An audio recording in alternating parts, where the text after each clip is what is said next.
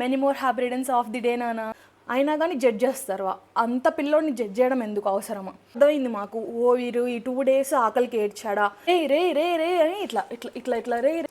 మన మాట ఎవరు వింటారు చెప్పండి? అసలు ఒకవేళ పెద్దయినాక నువ్వు ఈ వీడియో చూస్తే మమ్మీ నా కోసం ఇట్లా షేర్ చేసుకుందా అని చెప్పి నువ్వు అనుకోవాలి.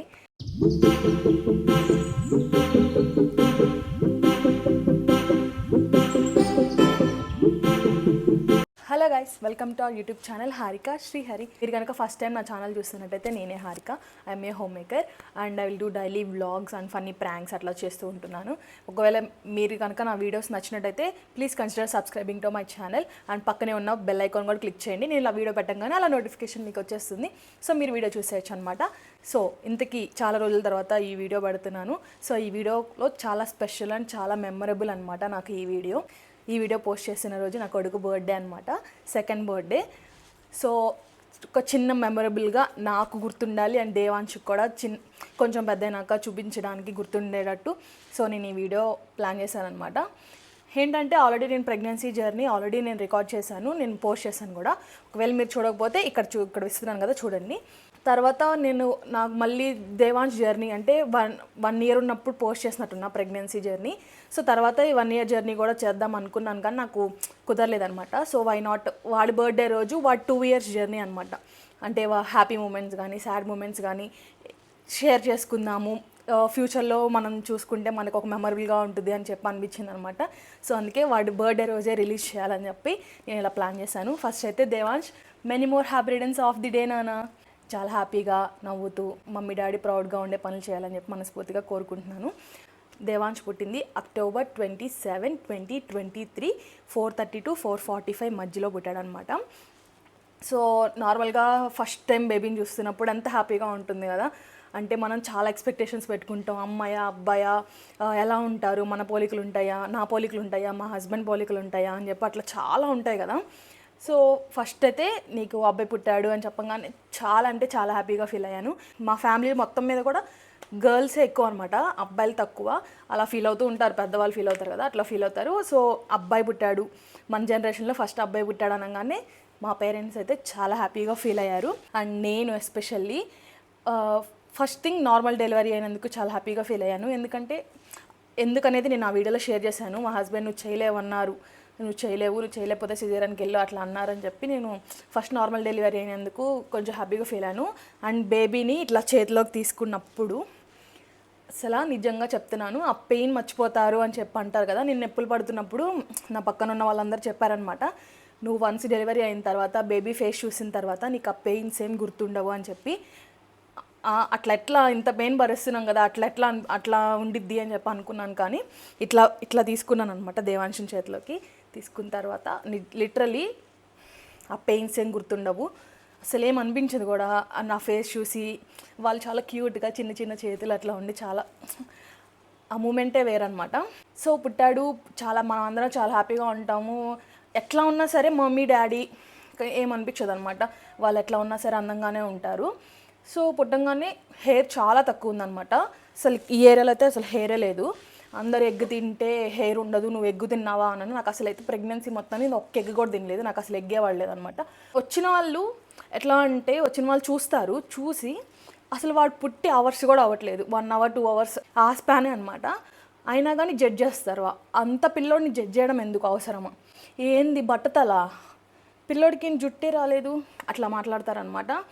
అప్పుడు దాకా అంత పెయిన్ భరించి 9 months మనం క్యారీ చేసి అలా ఉన్నప్పుడు ఎవరైనా అట్లా అంటే చాలా ఫీల్ అవుతాం. నేనైతే చాలా ఫీల్ అయ్యాను కూడా.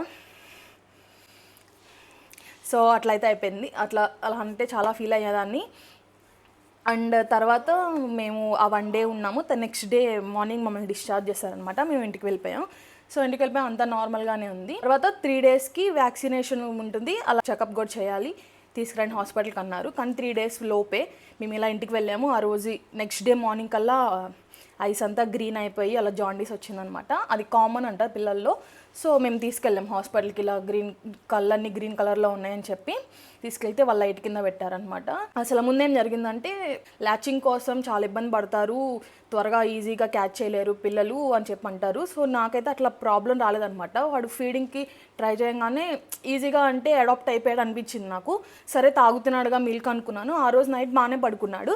నెక్స్ట్ డే పుట్టినరోజు నైట్ బాగానే పడుకున్నాడు అనమాట. నెక్స్ట్ డే నుంచి అంటే ఏడుస్తున్నాడు, నిద్రపోవట్లేదు సరిగ్గా అని అనిపిస్తూనే ఉంది.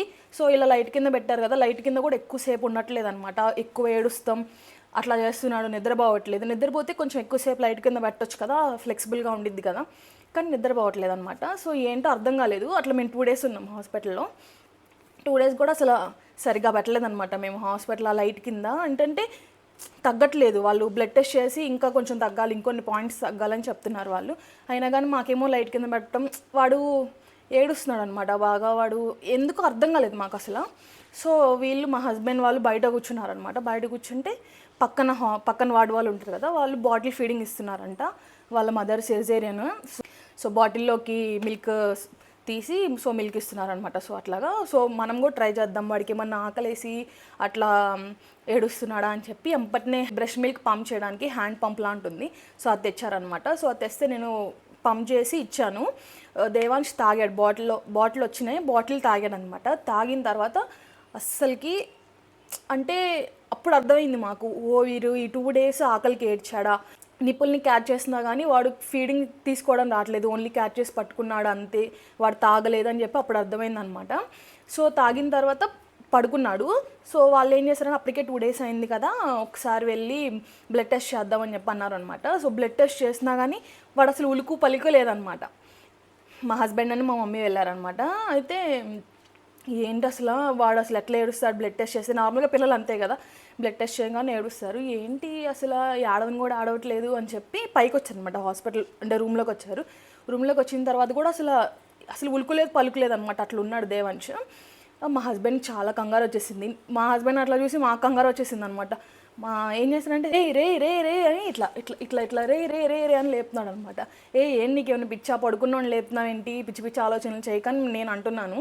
అయినా కానీ ఆయనకి అంటే ఆయన ప్యానిక్ అయిపోయాడు అనమాట. ఏంటి అంత ఇంజెక్షన్ చేసినా కానీ వాడు అసలు కదలలేదని చెప్పి. సో చాలా భయపడ్డాం అప్పుడు. ఎంత లేపినా లేగలేదు.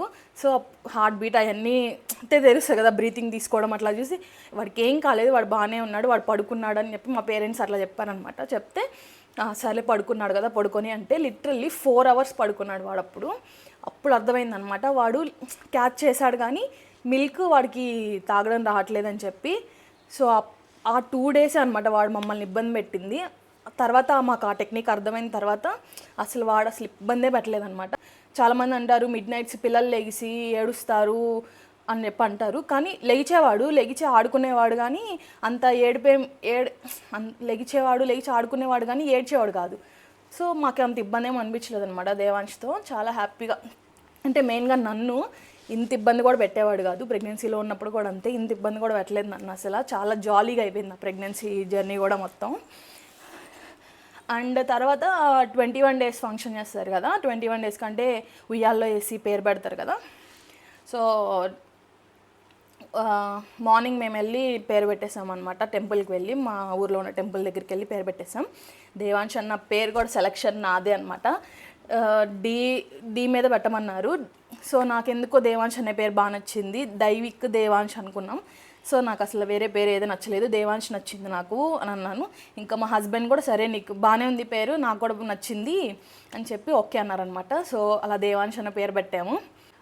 21 days బేబీ. ఆ రోజు వచ్చిన రిలేటివ్స్ అందరూ వాళ్ళు ఏదో డ్రెస్ తీసుకొస్తారు కదా, వాళ్ళు తెచ్చిన డ్రెస్ వేసి నేను చెప్తూనే ఉన్నాను కాటికి కానీ పౌడర్ కానీ వాడికి రాయకండి అని చెప్తే మన మాట ఎవరు వింటారు చెప్పండి, అస్సలు వినరు, లెక్క కూడా చేయరు ఎవరు.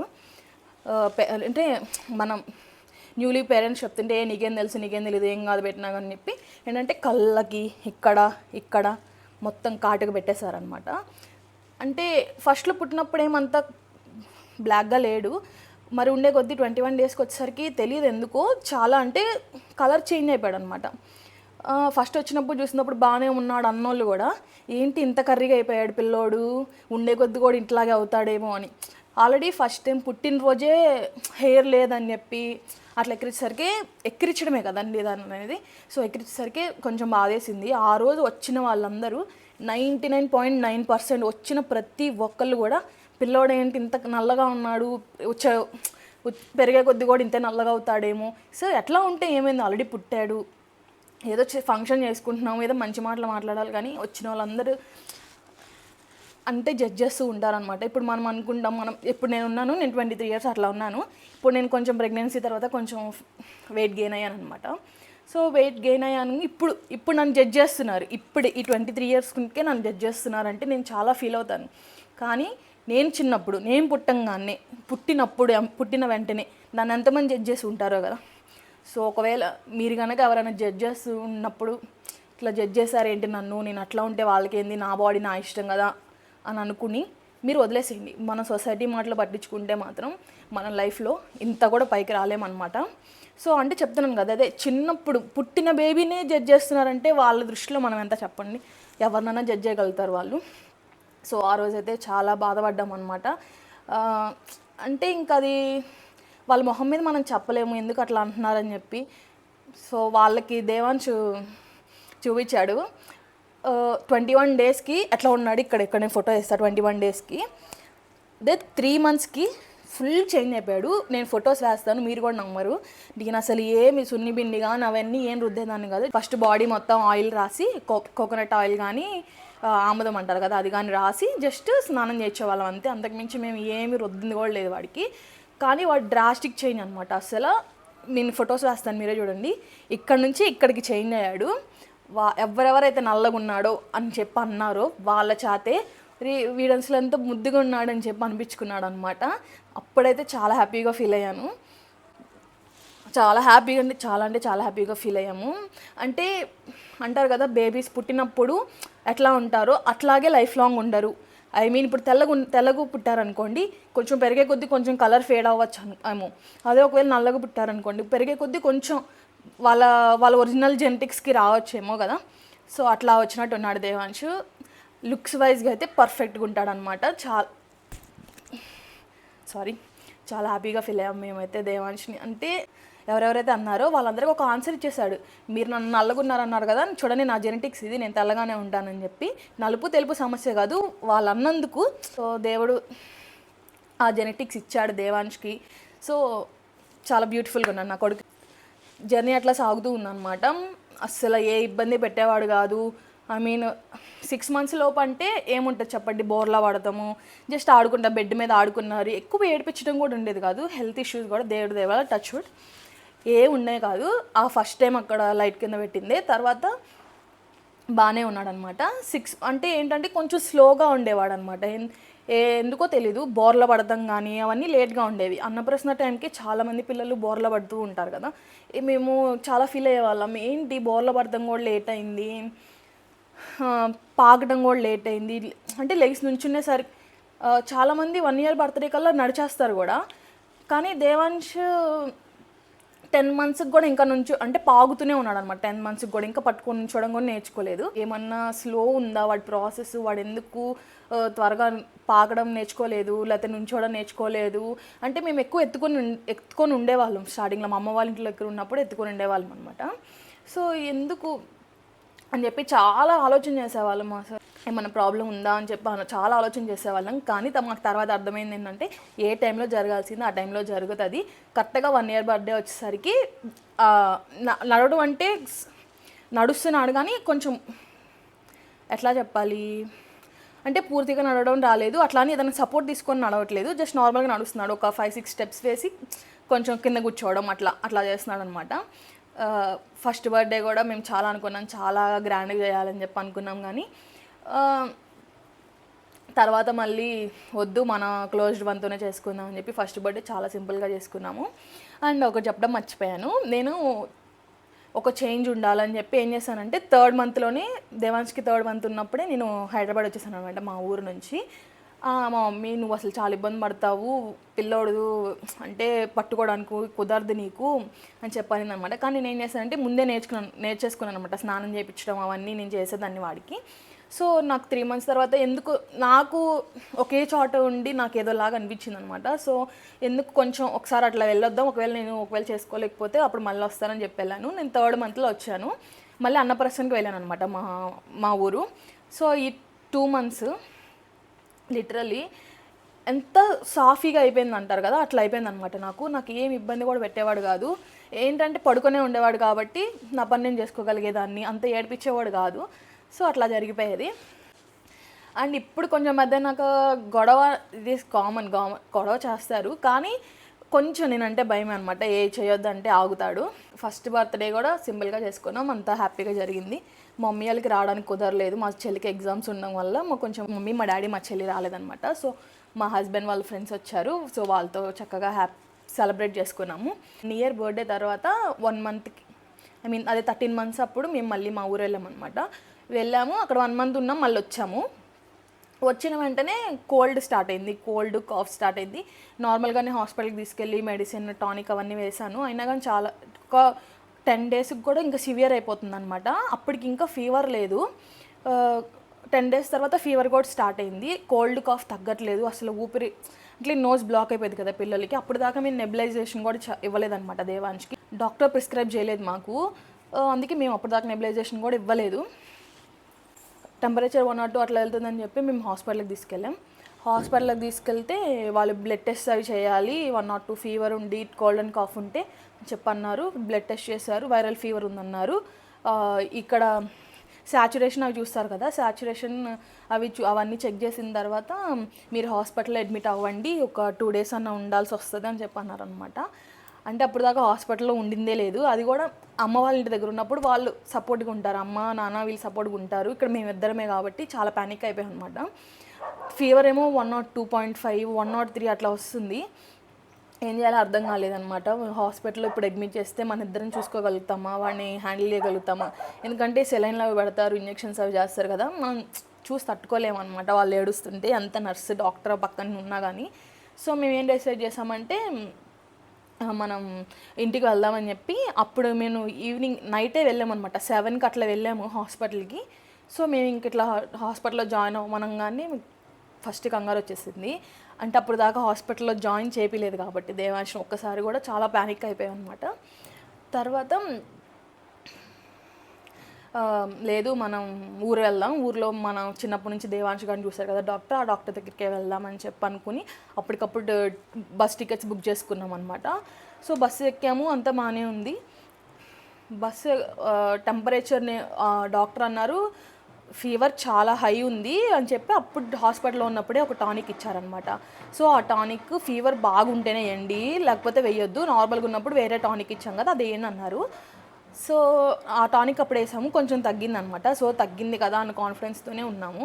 సో మా ఊరు 7 అవర్స్ పడుతుంది బస్సులో. అయితే ఫీడింగ్ ఇచ్చాను ఒకసారి, ఫీడింగ్ ఇచ్చిన తర్వాత వామిటింగ్ చేసుకున్నాడు.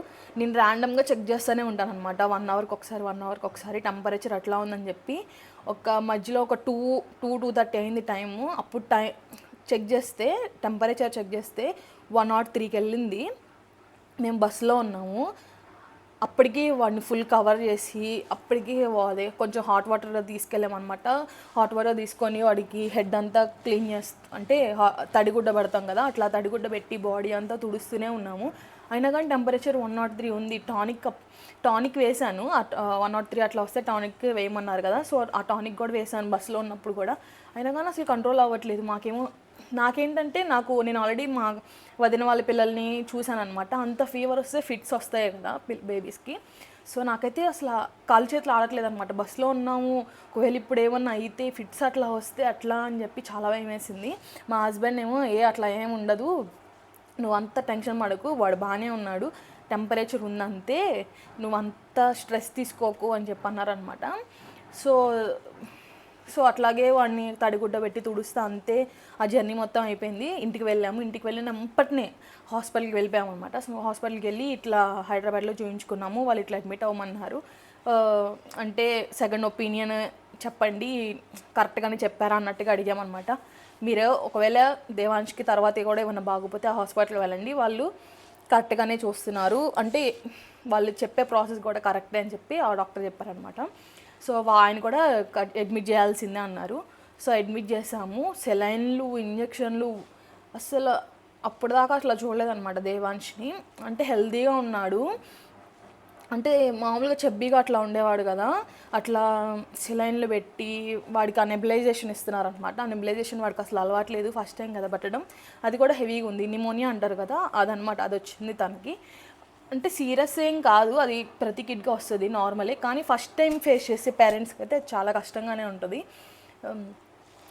మా మమ్మీ వాళ్ళు నీకు కూడా చిన్నప్పుడు అట్లా చాలాసార్లు వచ్చింది, నీకు కూడా చాలాసార్లు పెట్టించాము, అది ఏం కాదు అంటున్నప్పటికీ చాలా భయం వేసింది అనమాట. ఒక 5 days ఉన్నాం హాస్పిటల్లో. 5 days వాడు పాపం ఎంత ఇబ్బంది పడ్డాడో. అది 2 hours ఒకసారి 2 times పెట్టాలి. అది మొత్తం లిక్విడ్ కంప్లీట్ చేయడానికి ఆ నెబులైజర్ ఒక 10 to 15 minutes అన్నా పడుతుంది కదా. ఆ 10-15 minutes అసలు అసలు ఇబ్బంది పడేవాడు, అసలు పిచ్చిగా ఏడ్చేవాడు. అసలు అసలు వద్దంటానికి లేదు, మనం అది ఖచ్చితంగా పెట్టాల్సిందే. దానికి తోడు చేయికి సెలైన్ ఇది పెడతారు కదా,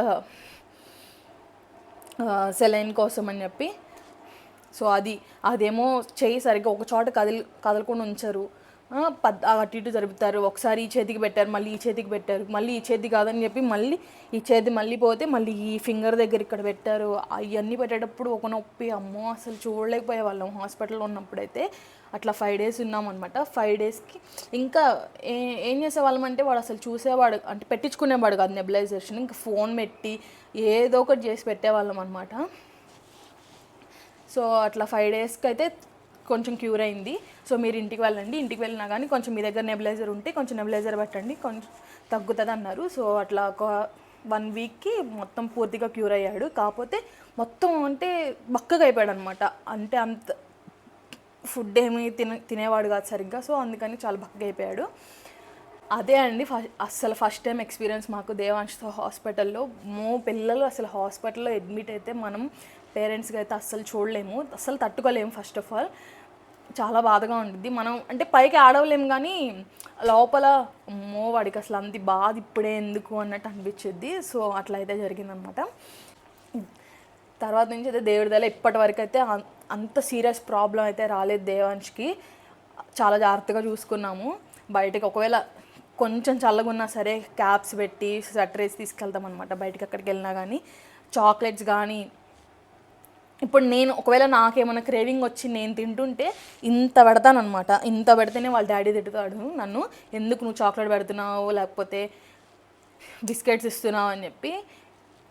ఏదో ఇంత అయితే ఏమైద్ది అని చెప్పి అంటాను అనమాట. వాళ్ళ డాడీ ఏమైద్ది అనే థాట్ నీకు వద్దు, అసలు అది కూడా పెట్టదని అంటాడు. కానీ నేను ఎప్పుడన్నా ఒక్కసారే కదా అని చెప్పి ఇప్పుడు నేను డైరీ మిల్క్ చాక్లెట్ తింటుంటే ఇగో ఇంత పీస్ పెడతాను అనమాట. అది కూడా ఆయనకి ఇష్టం లేదు.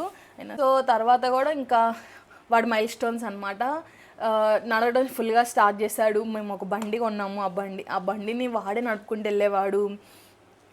అండ్ పరిగెడతం స్టార్ట్ చేశాడు. అండ్ అసలు ఫుల్ ఆటలు, కొంచెం మాటలు స్టార్ట్ అయినాయి. ఇప్పుడైతే అసలు పాటలే పాడుతున్నాడు, పాటలు డ్యాన్సులు ఫుల్ గోలగోలు చేస్తున్నాడు అనమాట. చాలా పేషెన్స్ కావాలన్నమాట.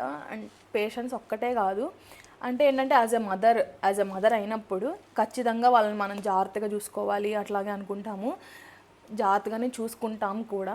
అయితే ఈ 2 yearsలో ఏంటి అప్పుడే 2 years అయిపోయినాయా అన్నట్టు ఉందన్నమాట దేవాంష్ని. ఇంకా ఇప్పటికీ చిన్నప్పుడు ఫొటోస్ చూసుకుంటే అసలు ఎంత ముద్దుగుంటాడో.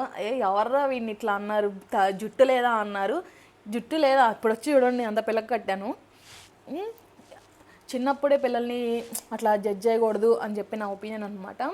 సో దేవాంష్ ఒకవేళ పెద్ద నాకు నువ్వు చూస్తుంటే నువ్వు అసలు ఏం పట్టించుకోకమా, నిన్ను ఇట్లా అన్నారు, వాళ్ళు ఎవరు అన్నారు, వీళ్ళు ఎవరు అన్నారు నీకు తెలియకూడదు. బట్ పెద్ద నాకు కనుక ఈ వీడియో చూస్తుంటే ఇది నీ 2 years ఆఫ్ జర్నీ ఎక్స్పీరియన్స్. నువ్వైతే అమ్మని అసలు కొంచెం కూడా ఇబ్బంది పెట్టలేదు. ఎంత లవ్లీగా ఉన్నావో అసలు. నీతో గడిపిన మూమెంట్స్ అన్నీ రీకాల్ చేసుకుంటుంటే 2 yearsలో చాలా ఎమోషనల్గా ఉంది నాకైతే.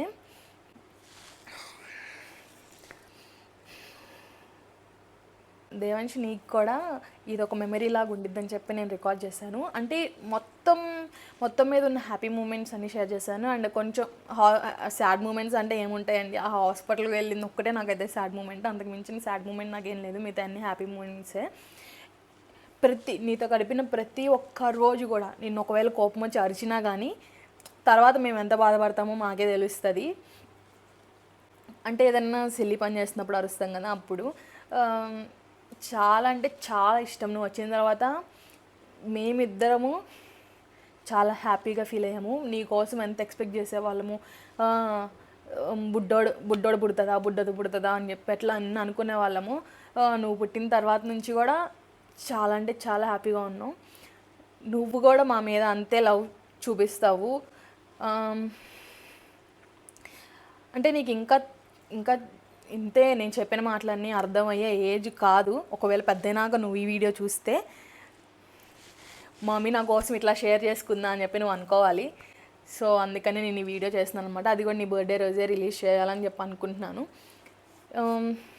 అంతే ఈ వీడియోకి. లాస్ట్ నేను చెప్పాలనుకుంది ఏంటంటే happy birthday to you Devansh, many more years to go. And అంతే అండి ఈ వీడియోకి. మీకు కనుక వీడియో నచ్చినట్టయితే please like, share and subscribe to our channel. పక్కనే ఉన్న గంట సింబల్ మాత్రం క్లిక్ చేయడం మర్చిపోవద్దు. అండ్ ఈ వీడియో ఎట్లా అనిపించిందో కూడా మీరు కామెంట్ చేయండి. Thank you for watching this video. Bye bye.